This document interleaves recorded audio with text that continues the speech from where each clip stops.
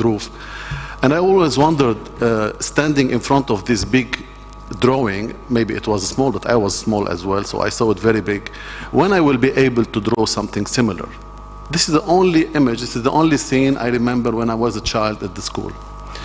So later on, when I was 10 to 11 years, my father was a civil engineer, and during the summer season, I go to his office. And within his office, he had some employees, among them some architects. And I saw them designing those buildings and making perspectives for the buildings. And I always wondered when I can be sitting among them and doing the same. That was a childhood dream, childhood ambition. So I was discussing with my father when I was maybe at 6th or 7th grade about my future, and he told me, I see that you could be an architect because you have the talent of drawings, and I see that you love construction and you love this job. And I said, definitely yes. So I chose, and I decided to be an architect when I was within the primary stage of school. So that was a very clear path for me. But of course, I was born in the land of continuous crisis. So in the mid of 70s, it was the Civil War. And we were stuck in Tripoli, and I see this very important lobby from Tripoli in this event. So Tripoli was somehow isolated city, and believe it or not, at that time, maybe I don't know who is within the same age category in this room, maybe I'm the oldest. I mean, some remember that it took us to go from Tripoli to Beirut the whole day. If we leave in the morning at 6 or 7, we'll be in Beirut maybe 4 or 5 in the afternoon because of the checkpoints and barriers and so on. So it was very difficult. It was very difficult to study in Beirut, although I tried to start at AUB. I was accepted at AUB. But at the end, I decided to study architecture in Tripoli at the Lebanese University to be the first promotion in the faculty of architecture. It was the first promotion. So I was taught by professors. They were teaching architecture for the first time. It was really the hard way because, at that time there were no internet. You need some references, and most of the time I used to travel again to Beirut to access the AUB library or the Arab University. So I remember that I used to say when I was at the university in Tripoli that it's how to study architecture in 6 years without professors. We were learning alone. We were learning the hardest way, with all due respect to my teachers at that time, but it wasn't really what we were expecting.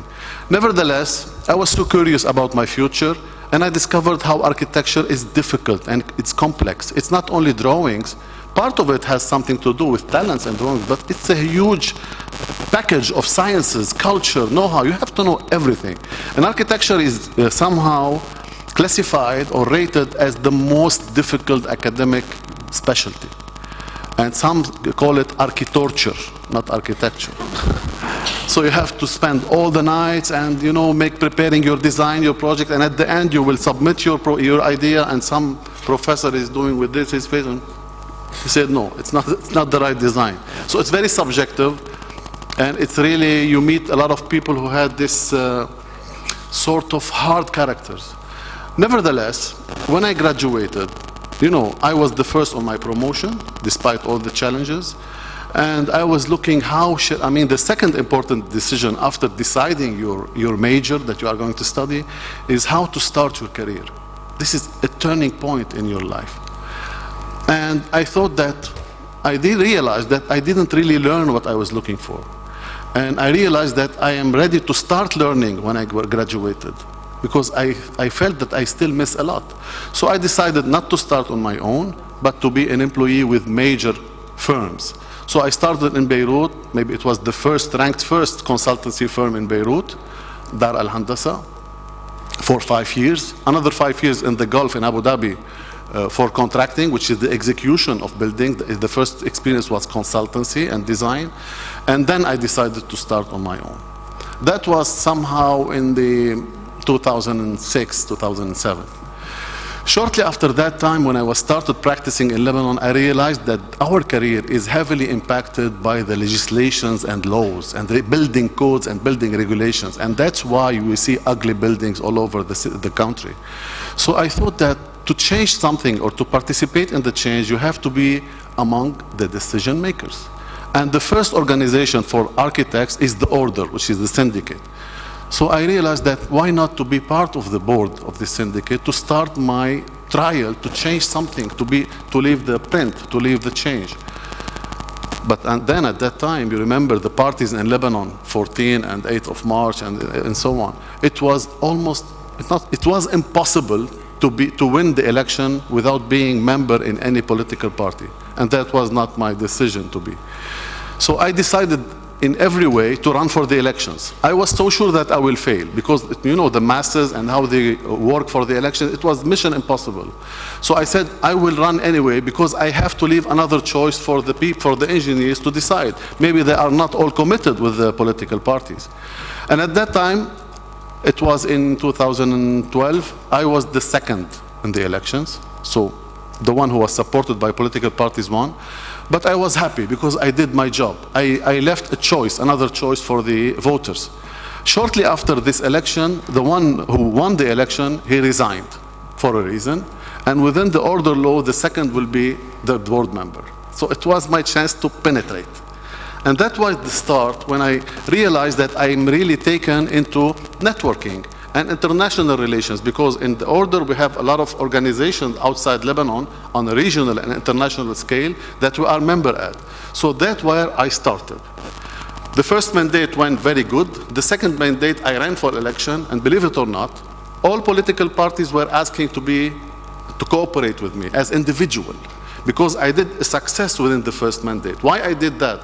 Because I felt that I owe the voters. I was not supported by political parties. I did it, and they owe me. I have to be responsible for the votes I got, even if I was the second at the elections. So that was the motivator for me to work at the order and to do something really distinguished. For the second mandate elections, everybody felt what I did. And even political parties were afraid of me. So they asked to cooperate with me, and that was something really maybe happened for the first time in Lebanon. And I was the first at the election. So I started my second mandate, and that was the turning point on the level of international organization, because we were a member at a union called Union of Mediterranean Architects. I have presented in one of the General Assembly a scheme how this union should be developing.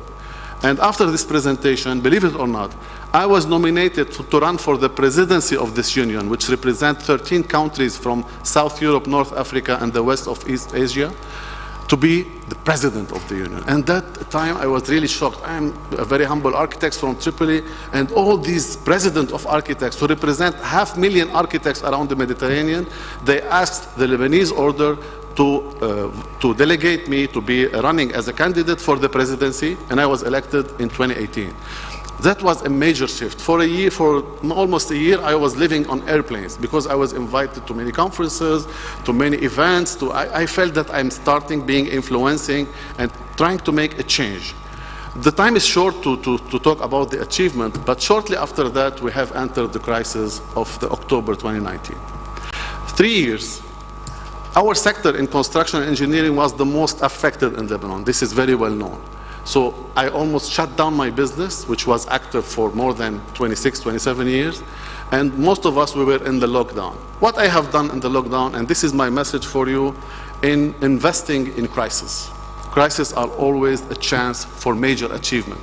In the 3 years of the crisis, the last 3 years since 2019 until 2022, first of all, within the order, within the union that I was president, we decided to make an online workshop. We called it at the time the reform exercise. So we created an online exercise to reconsider the whole organization, and it was a major success. This is the testimony that I had from all the countries in Europe and North Africa. We made an exercise, we call it the Think Box, the think tank. And it was something we have invested in this wasted time to reform the whole organization. Second of all, I was working on classifying the Rashid Karami International Fair, which is in Tripoli, to be a UNESCO World Heritage. And I wrote all the submittal in collaboration with other colleagues during the pandemic at my house on the dining table, which was my office during the lockdowns. And now the Rashid Karami International Fair is a UNESCO World Heritage. And on the third level, since I believe in continuous learning, because it never stops, this process should never stop in your life, I have followed my PhD studies, although I was teaching at the university for 25 years, but I felt that I have to document my ideas in an academic outcome. So I'm finishing my dissertation by September, and those three achievements that was the fruit of the most severe crisis I have ever witnessed in my life. Thank you.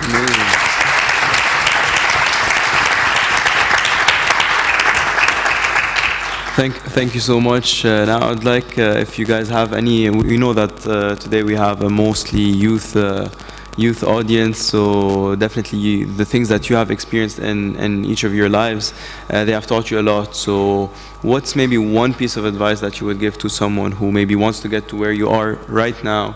What's one thing that you would tell them? If you want to do it the other way, from Mr. Wasim to Mr. First of all, as my colleagues were mentioning, we have to plan.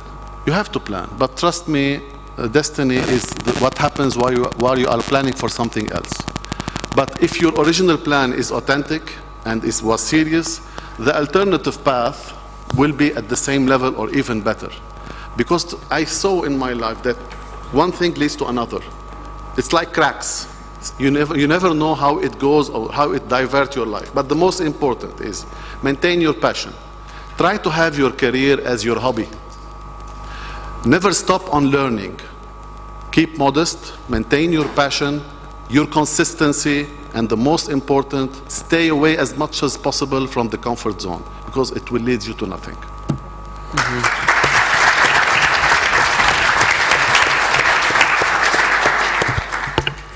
I don't know why I'm going after that. He hit every point, but man, you took my thing. I think that the most thing that I would say is, don't be afraid to get worse before getting better. Yes, planning, like he said, if you have an authentic plan, you usually end up somewhere where you didn't think you're going to end up. I didn't think I was going to have back surgery at 19 years old. But being afraid to fail, not being afraid to fail. That's the number one thing. I never think about who's next to me, what is this guy gonna think, or do your best. My favorite quote that my dad says, do your best and leave God the rest. I really believe in it. I mean, take it to heart. I'd have it as the quote on my bedroom door, because that's all you really can do. Plan, do your best, and leave God the rest.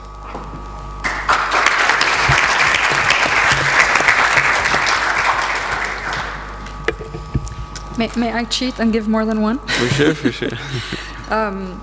While the panelists were talking, I just wrote a few thoughts. When you said get out of your comfort zone, I would say get away from the TV. Don't watch TV. If you want to succeed, don't watch TV. Don't watch the news. Don't spend all your time scrolling. Focus on you. You have so much power in you. You have a lot more than you think you do. You have a lot of power in you. And God would not give you obstacles if He didn't know that you are able to solve them. So believe in yourself and spend time on what is useful for you. That was one. Two, trust me, your attitude, all the students, is much more important than your degree and than your skills. There are a lot of skills that you will learn while on the job. Now in interviews, it's 70% attitude, 30% skills. Let me say that again. 70% attitude, 30% skill. So work on you. Work on developing your attitude, your emotions, your empathy, your charm, those little skills that make people love you. Stay humble, even if you're an Olympic swimmer. When they were telling me the panel, and it's Mr. Naghi and an Olympic swimmer, and I'm like, seriously? What am I going to do, compared to that? And look at those two beautiful gentlemen next to me here.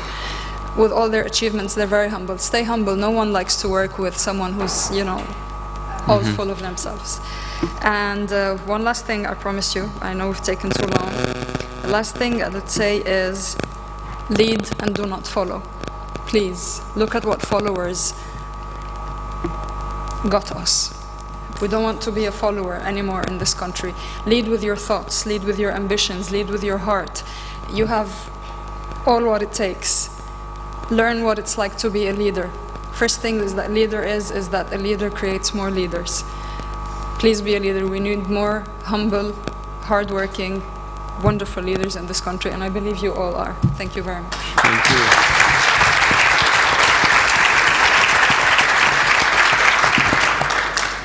Now I believe we'll open the floor for questions. If you have any question to our speakers, go ahead. Munzer, I related to your story a lot. I'm also an athlete. I'm not an Olympian, but Yet. Yeah, hopefully one day. But I also do an unfavored sport. I would say I run track, and I know like swimming as well. It's not basketball, it's not football. It's not a very popular sport, but and I compete in the U.S. and I compete in Lebanon as well. So what made you choose Lebanon? And additionally, you talked about failure. So if you've ever failed, what do you do to overcome that and keep you motivated? Your first question was, what made me choose Lebanon over the U.S.? Let me ask you a question. How many gold medals or Olympic medals does the U.S. have? Can't count them. How many does Lebanon have? Would you rather be which is not my quote, she said, would you rather be a small fish in a big sea or a big fish in a small sea? I want to make a difference. I wanted to make a mark, make my own story. I don't want to follow, I mean, if you get a silver medal in any other country that usually gets medals, it's almost embarrassing. You get a bronze medal here, they'll treat you like a king. And it is because it's an achievement. A bronze medal should be, at the Olympic level, at any high level, should be held to a high standard. Now your second question, whenever you fail, how do you overcome from failure? My favorite person to look at is Kobe Bryant. Allah yarham. Rest in peace. He said, and I can relate to him, I'm that same kind of athlete. Some athletes, they kind of get hard on themselves and they get down on themselves, but he said, whenever I win, I get excited, and whenever I lose, I get excited. And I think my dad's the one that sees this the most. Whenever I win, I get, for للعرب بتحمس, I get like almost angry that I didn't do better. And I want to find the mistakes that I could have been even better at. And when I fail, I'm like, awesome. There's stuff that I could have done better. On swimming, I always say that if I wasn't a swimmer, I would be a track runner, because that's the easiest switch. You have aerobic base, you have all these things. So there's everything from diet to sleep to phone usage, which has always been a problem, and then there's the training. But finding the little stuff to get better at, I think, is the hardest part. That's like when you're at a level like ours, it's very difficult to find stuff to do. You're talking about hundreds of seconds that change your life. I mean, 1/100th of a second changed my entire life. So it is difficult, but I think just persistence, staying in, like both these speakers said, it's consistency with effort, and it's basically just staying true to yourself and finding the little things and consistency to get better at. That's how I overcome failure. Yes, go ahead. Hi, my name is Amal Sheikh, and beside I'm Rula's sister, I would like to thank you. I'm Rotarian too. I would like to thank you, Munzer. You inspired me with your story, because my son, he's 12 years, and I push him like any other mother to study a lot, but yet he's an athlete, and he surprised me, to my surprise. He's a track and field winner. He went to Dubai this year, and he got second place among 15 countries. And I'm surprised because he's a goalkeeper, he's a football player. I had no idea until the coach discovered that he's a runner. And he's excellent doing any kind of sports, like skiing, swimming. He's an athlete. I want a piece of advice from you to a mother of a child who's 12 years. Not to push him that much to study and to focus on his athletic passion. As a athlete, what do you advise me? You've got the model parents right here in the back. It's funny. I don't know how track parents are, but I know how swim parents are. Swim parents are the worst parents ever. I'm so glad, but I am so blessed, alhamdulillah, thank God, that I have parents that have a balance of both. They're hard on me on the things they need to be hard on, like phone. Phones come up many times in this panel. Phone usage is always one of them. Like this stuff, like eating, sleeping, drinking, stuff like that kind of stuff, they're hard on me. The actual track part, it's different. And I love what my dad and my parents did, but my dad mostly said, look, you're either gonna have two lives. You're gonna have the average life, and you wanna go out on Saturday night, and you wanna see your friends, or you gotta be in bed because you have to recover, or you have practice the next day. He's like, there's two lives you can live. He's like, I'll support you either way, but you let me know, either this way or this way. That's it. And I like that kind of black and white. That's how I've always been. But it's one way, either be great or be just like everybody else. And I think that's what we've been discussing in this another perspective panel, that there are always there's more than two ways, but there's two distinct ways. You can either make or break your life. And as a mother, I think my mom and dad did the best that they ever, that any parent could, at setting the foundation for me of what hard work is, of what persistence is, of what making sure you do every single thing right in order to succeed. They laid that for me, but also letting him do what he loves. Because like you said, you didn't even know that he was a track runner until the coach said. So the sky's the limit for your kid, and mashallah alayh, that's awesome. And I wish him the best of luck.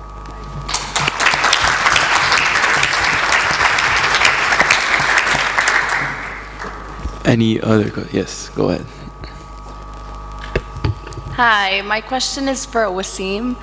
I feel like with architecture, you get a lot of distractions, whether it be political or socio or economic, that it's like noise that prevents you from doing the job you want to do, especially with everything that's happened in Lebanon the past few years. So my question is, how do you keep your passion for architecture, and how do you keep fighting to do the job you know you want to do when there's so many things trying to stop you from doing it? Thank you for this very important question. In fact, architecture is about everything, and architects almost should know about everything, including politics, because politics are the kitchen of decision making. And architecture, a major part of architecture and urban achievement are somehow linked to political decisions. With every problem we face in this world, and believe me, I am in contact with many architects, many presidents of architects all over the globe. And most of the problems are related to politics, which affecting the quality of architecture, which affecting the quality of our lives.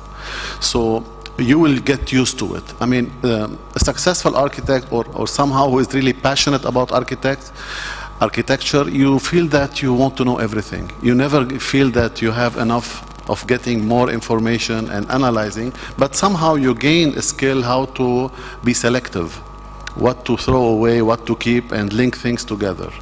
So I am interested in everything. I'll give you a small example. When we traveled with my wife together and the family, my wife is always looking at the shop fronts, for shopping and so on. And at the time, I'm with my phone taking photos for balconies and buildings and so on. And we enter the hotel, she was looking for the amenities and the bed comfort. I'm looking for how this vanity is fixed underneath, where are the bolts, the architraves, we don't get rest from our career. The doctor, when he leaves the hospital, he forgets everything if he closes his phone. But for architecture, it's everywhere. Wherever you go, you see architecture, you see streets, you see buildings. So somehow you will get adapted. So it's very important for architectural study to be passionate about it and to be like your hobby. So you will never get bored, you will never get tired out of it.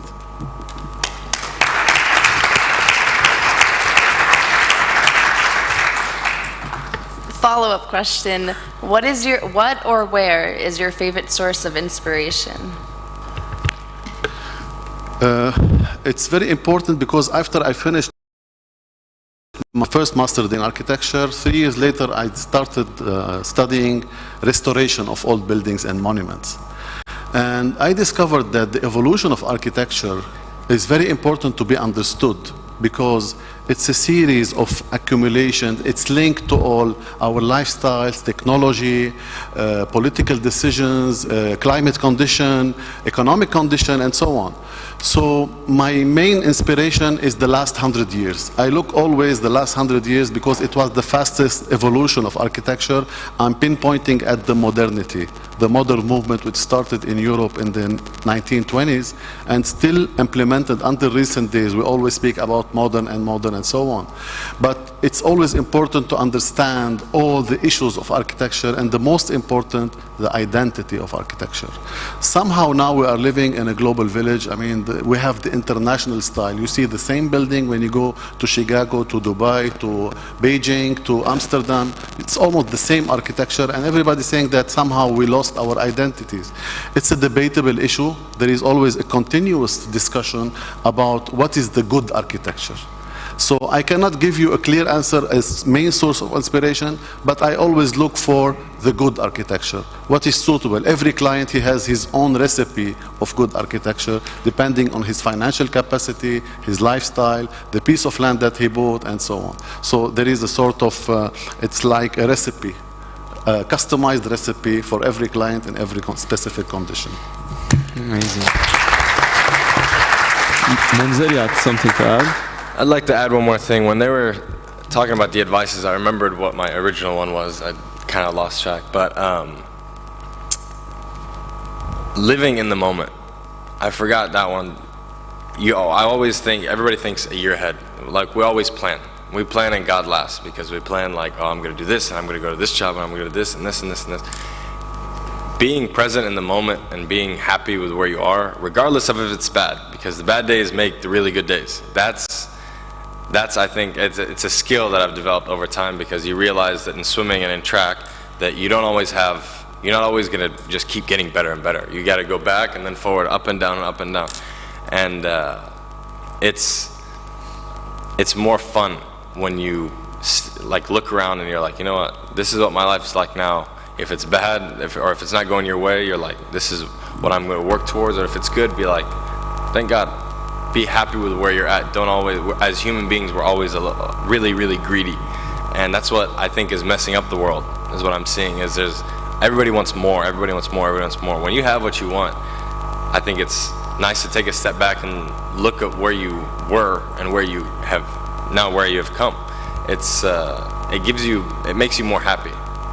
The world of social media and phones and everything, everybody's looking around, they're like, look, it's like this guy is here, or this guy has 10 gold medals, or this guy has 1 gold medal. No, I have whatever I have. I worked hard for it, and be proud of that. Don't let anybody take that away from you. Thank you. Okay, any final question before we conclude? Yes, go ahead. Hello everyone, I'm a little nervous, but it's okay. My question is for Mr. Wasim. I chose medical school before, but and now I'm a little bit confused between architecture or landscape. So I want to ask you a question. How would you, or why would you convince others to choose architecture? Thank you. Look, it's very difficult to convince others to choose architecture. My daughter here is Sarah. Where are you, Sarah? She's there. She's now in her final high school grade, and she's choosing architecture. I tried to convince her the opposite. Not because I wanted to be convinced that she's really choosing architecture because she wanted so, not because her father is architect. Between landscape and architecture, landscape is a small component in the architecture world. So definitely architecture is the right decision. Then you can have a subspecialty in landscaping. You should be deciding to go for architecture. Architecture will be stuck on you for the rest of your life. You cannot get rest out of it. I was mentioning shortly that it's something will be kind of your lifestyle. It should be your hobby. You should feel that you are enjoying what you're doing. If not, definitely you are doing the wrong way. So, and within this perspective, I would like to add something. Look, the world is changing fast. You all know about the artificial intelligence, maybe extinguish some future jobs will appear, and maybe now we are obsolete in our academic curricula. We have the fear, we have the anxiety. I mean, the young generation are facing huge challenges. The world is changing rapidly. But definitely you have to choose your path, you have to choose your career, but always keep in mind that you have to gain soft skills in order to be able to adapt. You have to learn how to be resilient, how to make quick decisions, how to make quick shifts, how to choose alternative path in the right time, in the right moment. The most important guideline, which I consider the cherry on top of my tips for you. Don't try to be an important person. Always aim on being a useful person. Because if you succeed on being useful, and you manage to add something on what you have learned, and left your print an additional know-how, an additional useful achievement for future generation, definitely will be important. But if in the beginning your aim is trying to be famous or important, most of the cases you will fail. So being useful is the most important.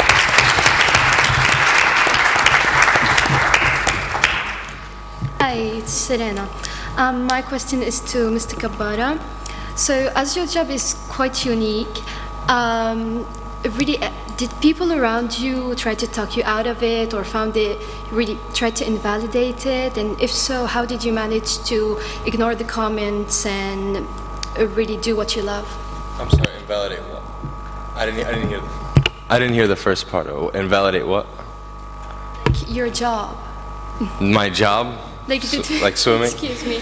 I say swimming is my job all the time because I'm not graduated from college. But yeah, there's always like you come and there's family that's like, oh, what do you do? It's like, oh, I'm a swimmer, and they're like, oh, what do you really do?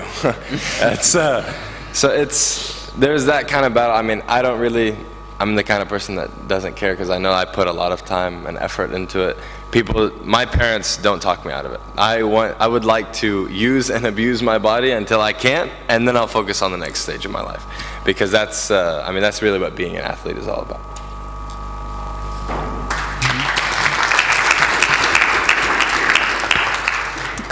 My question is for Ms. Rola. As a life coach, what are your opinions on the harms and benefits of social media to the youth and especially to women? Thank you for your question. Yesterday I saw a small cartoon, like, you know, the good old cartoons when we were young, and it was a cartoon that talked about TVs, like when the very first days of TVs, when the TV was this big and, you know, it had only a few hours. And the cartoon was saying how they envisioned the TV would be in the future. Like, you know, it would take a lot of our time, and, you know, people would be distracted, leaving something cooking and burning in the kitchen because they're watching TV. And I sent it to my family, and they said, wow, this has now been replaced by the phone. And it's very true what that the phone is taking, especially scrolling through social media. We use the phone to scroll through the social media. It's taking a lot of our times, and it's taking its toll on us, because what it has done is that it is portraying lifestyle of people that is absolutely not true, and we're finding ourselves always in a status of comparison. Oh, she's prettier than I am. Look at her body. Look at her perfect life. Look at all that money. Look at all that success. While we don't know in reality what's happening behind the camera, right? So I tell people social media is fun. I do scroll every day like everyone else, but I don't spend hours and hours and hours of doing so, and I don't make it take its toll on me. And I choose very carefully who to follow. And the most beautiful thing about life, you know what, is options. You have the option not to follow someone, you have the option to block someone, you have the option to choose what time you spend, you have the option to focus on you.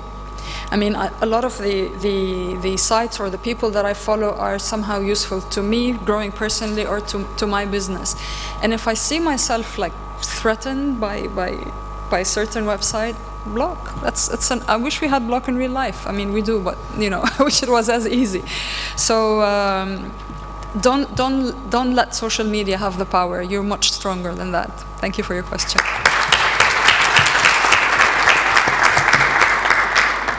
All right, so thank you very much for many questions, and thank you very much for this amazing and very important discussion panel, which was a panel about beauty, a panel about finding your way in life, a panel about embracing a change rather than seeking discomfort, but also somehow about seeking a change. And it's hard to summarize it.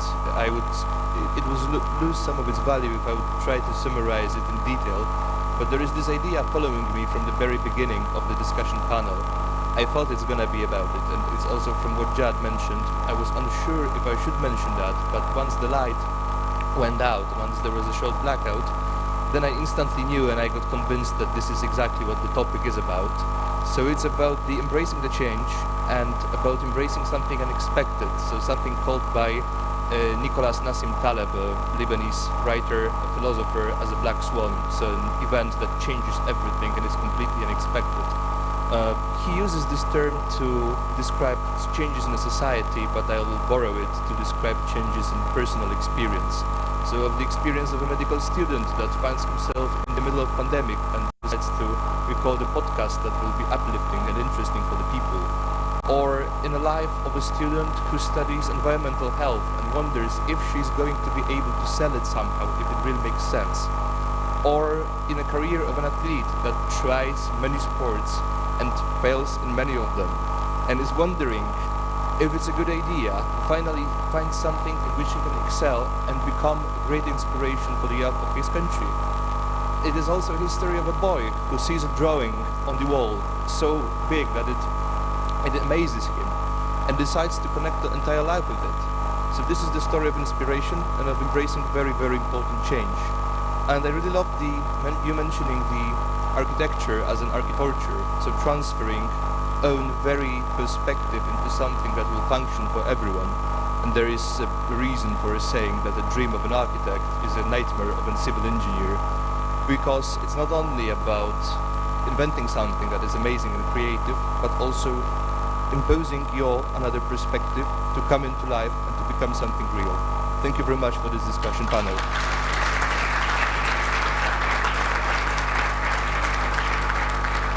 And now we would like to invite you for a short speech of Luna, who is an entrepreneur, a specialist in branding and storytelling in a business, which becomes more and more important. So we briefly spoke about the topic of social media and how they impact our lives. So I think you are the specialist on the topic, and please carry on. Thank you. Hello everyone. You mentioned a lot of the topic we're gonna discuss today. I called it like that because I didn't want you to know what we're gonna talk about. There's something very important I want to start my speech with, and it is our biggest fear in Lebanon, and its reputation.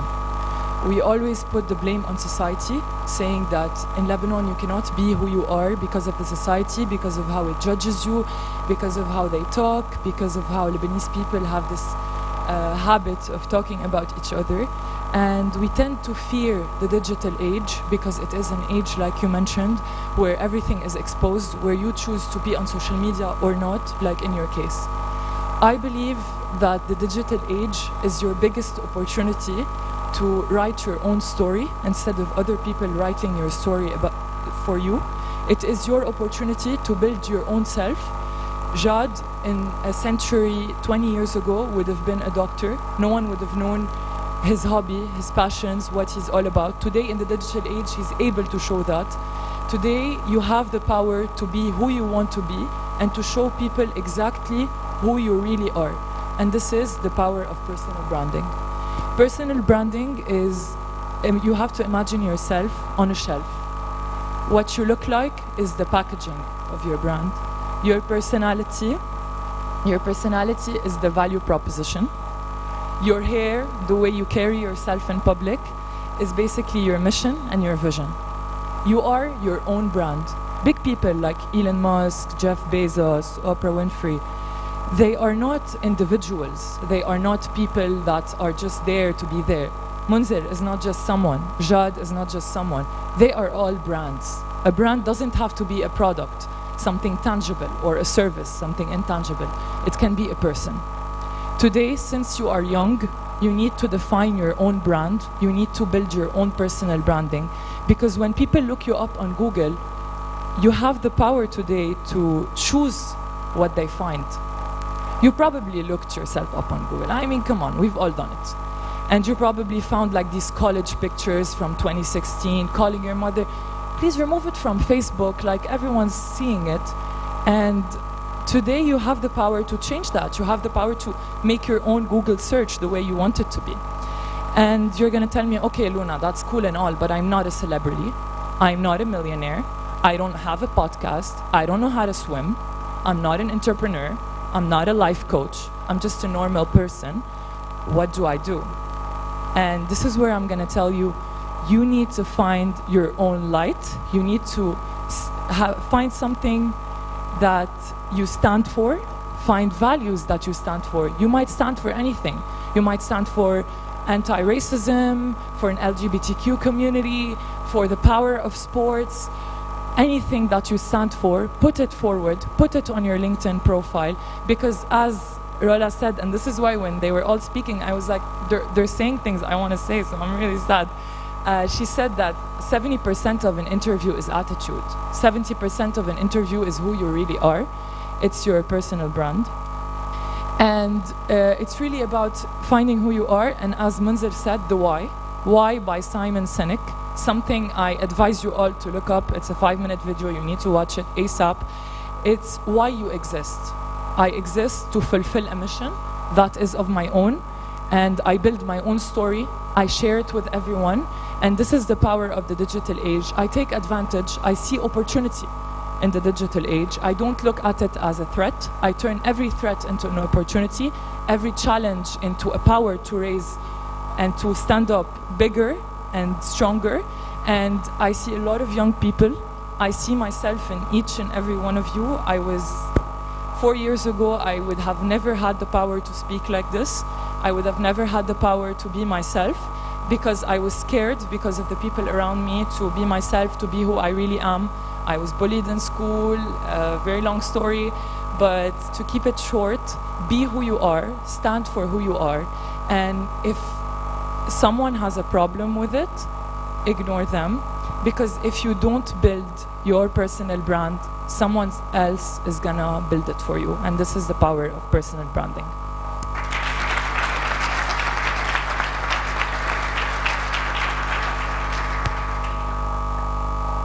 Thank you very much for the short inspirational speech, perfectly fulfilling the idea of the discussion panel and our discussion. And now it's time for the last part before the lunch break. So we promise it's going to be short, but it's going to be very, very important. And it is going to be an announcement by our foundation. So please, the founders, please approach. Today is a special day for our foundation, and this conference has a reason, which we will explain briefly right now. As I'm talking a lot already, I will pass the microphone to my co-founders to explain the idea. So please welcome Maciej Nabiałczyk, the president, Angelika Matusz, and Alexander Safi. Education shapes individuals into leaders, change makers, and innovators who contribute to the betterment of the communities and far beyond. However, the journey towards higher education is often through the question, uncertainties, and choices. And this is why we created the Ambassador Program, the platform where experience meets aspirations, and the mentorships shape dreams. The objective of the Ambassador Program is crystal clear: to provide personalized guidance, informed decision-making, academic exploration, and mentorship. Our ambassadors, who have went through the same journey, the same path, are to share here their insights, often advices, and ignite the flames of curiosity and ambition within our mentees. Yes, and this program bridges the gap between experienced ambassadors, who are current students from various universities in Europe, US, and Lebanon, and mentees, the high school students seeking direction and inspiration for their academic pursuits. And the ambassador program covers a range of activities. It's going to be mentee pairing, regular meetings, academic and career guidance, and personal development. But this program is not just about academics. It's about fostering connections, embracing diversity, and nurturing lifelong learning. Our ambassadors hail from various walks of life, reflecting the vibrant tapestry of our society. Through them, we hope to foster intercultural exchange, understanding, and global awareness. As we embark on this exciting journey, we're very pleased to announce that we are launching our ambassadors program in September. But why wait? You can scan the QR code now and subscribe to our newsletter, get the recent updates for the registration. Thank you.